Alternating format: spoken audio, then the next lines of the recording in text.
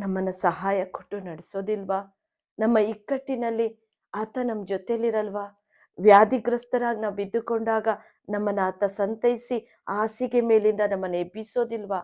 ಆತ ನಿನಗೆ ಆರೋಗ್ಯವನ್ನು ಕೊಡೋ ದೇವ್ರು, ಬಲವನ್ನ ಕೊಡೋ ದೇವ್ರು. ಎಂಥ ಇಕ್ಕಟ್ಟಿದ್ರು ಏಸಪ್ಪ ನಮ್ಮ ಜೊತೆಯಾಗಿ ಬಂದು ಅದರಲ್ಲಿ ಆತನೇ ಬಂದು ಸಹಾಯ ಮಾಡ್ತಾರೆ. ಇಕ್ಕಟ್ಟಿನಲ್ಲಿ ನಿನ್ನ ದೇವರು ನಿನಗೆ ಸಹಾಯ ಕೊಡಲಿ.